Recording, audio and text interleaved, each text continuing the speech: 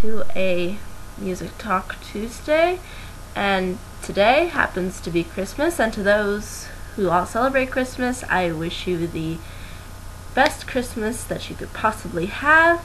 And for those who do not celebrate Christmas or have a different tradition, then I wish you the best of the season as we go through this whole transition into winter, which actually started on the 21st. So I figured, since today is Christmas, and since a lot of people do celebrate Christmas and a lot of people do listen to Christmas songs throughout this holiday season, I thought, why not talk about some of the Christmas songs that aren't really that much talked about. We hear constantly, and I'm sure on the radio, on commercials, on television, everything is referenced to the famous Christmas songs. The Christmas songs we all know, the Christmas songs we've all grown up with. And some people I know can get fairly sick and tired of Christmas songs fairly easily. And I think that's fairly understandable. Now, for me personally, I still find the Christmas songs enjoyable because I try not to listen to them every year constantly, so they don't bother me as much. But I thought it'd be interesting to take a look at some Christmas songs that actually not a lot of people really talk about, or you really hear on like the radio or on commercials or on anything. And I thought, why not talk about these songs in particular and how I think they kind of bring to light the holiday/Christmas spirit. Now, the first one I wanted to briefly address was a song by the Orioles.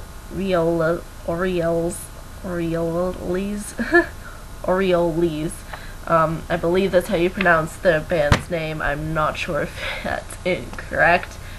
But basically, this song is called It's Gonna Be a Lonely Christmas.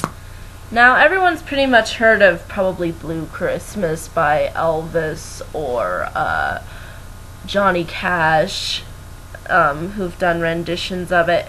But this one is kind of like the underrated Blue Christmas because it's basically what the title says. It's gonna be a lonely Christmas.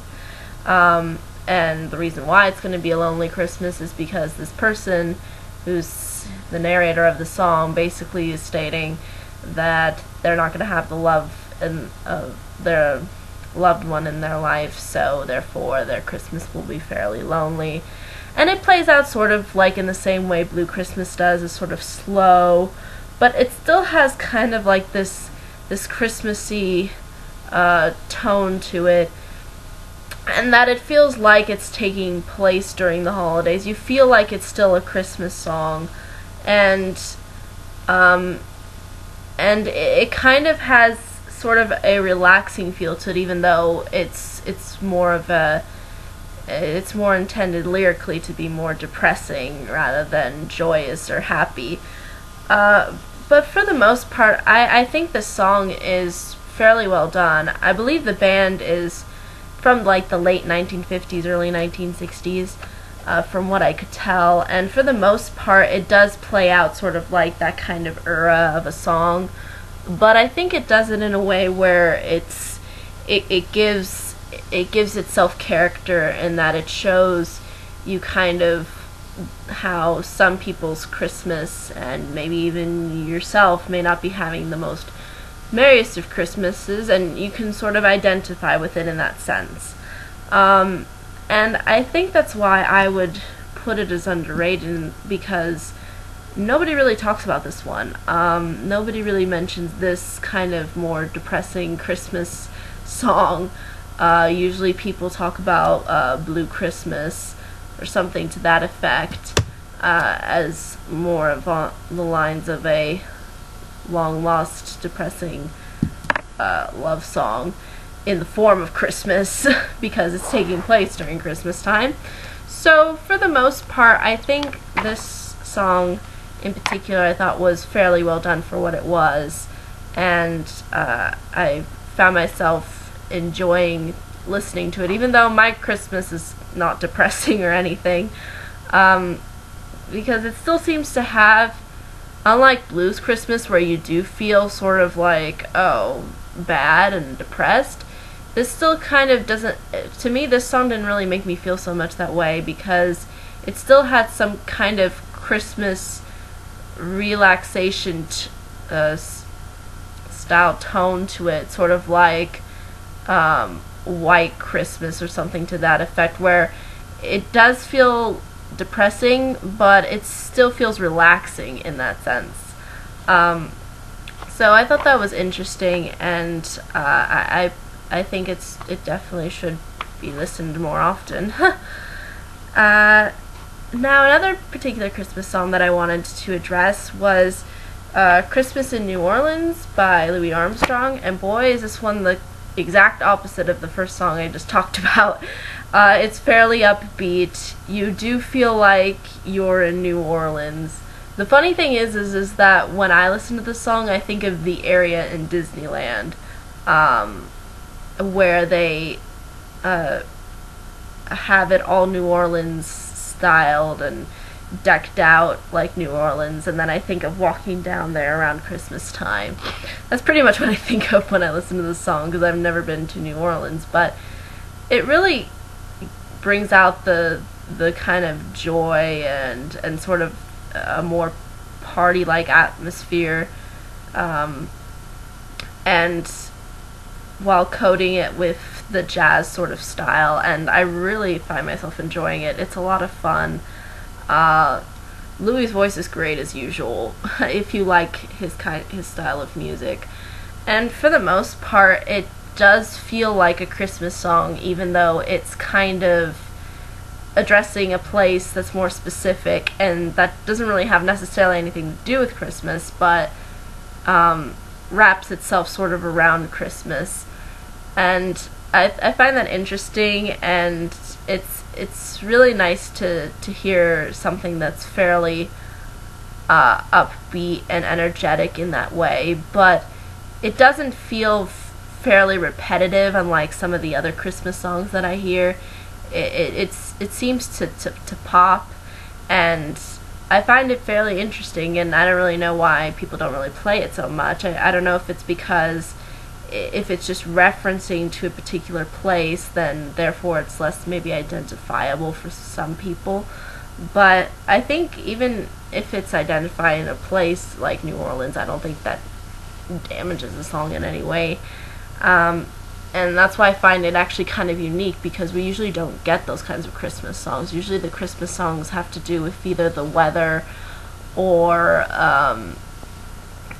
just the you know, like the gifts or things of that nature, or snow, things like that. But this song in particular sort of just addresses, yeah, what Christmas is sort of like in New Orleans, and that's what I find so interesting and unique about it, unlike a lot of the other Christmas songs that I hear on the radio constantly.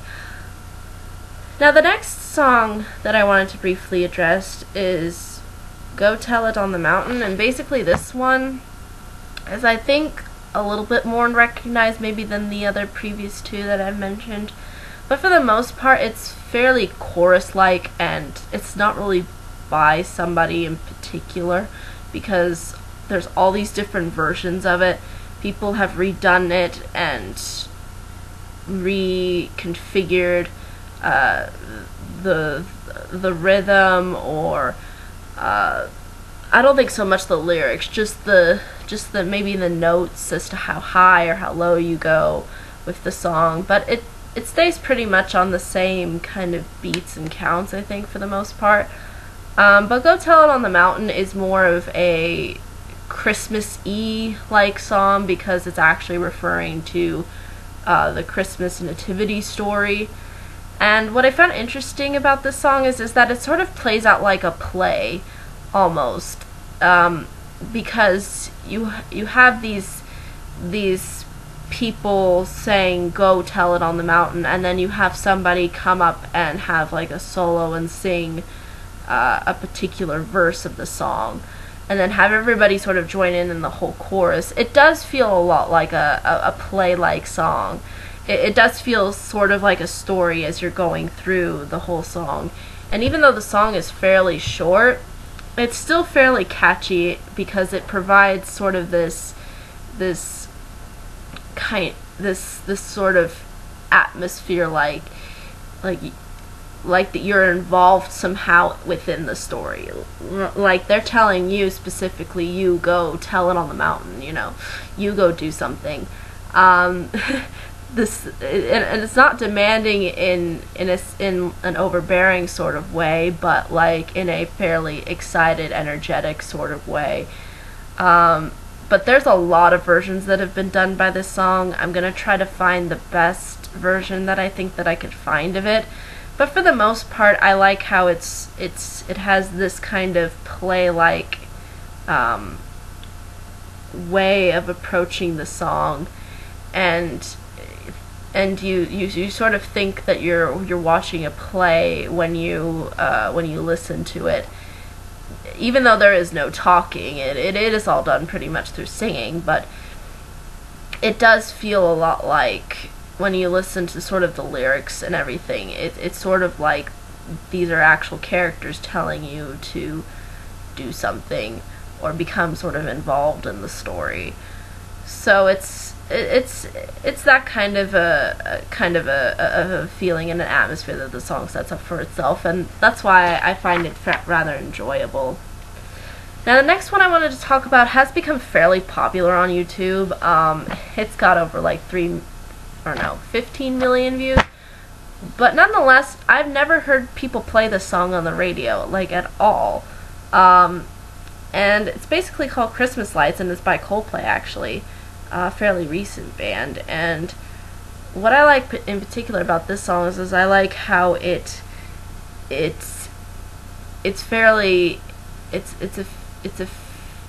fairly calm song throughout, for the most part, but it's filled with a lot of hope and sort of like this inspiration within its tone and its style.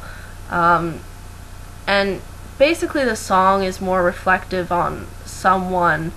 I believe the narrator gets into sort of an argument with the person that he loves, and then he sort of goes out into the streets and kind of reflects, and then sort of, realizes the impact that loved one has on him. So it's kind of like a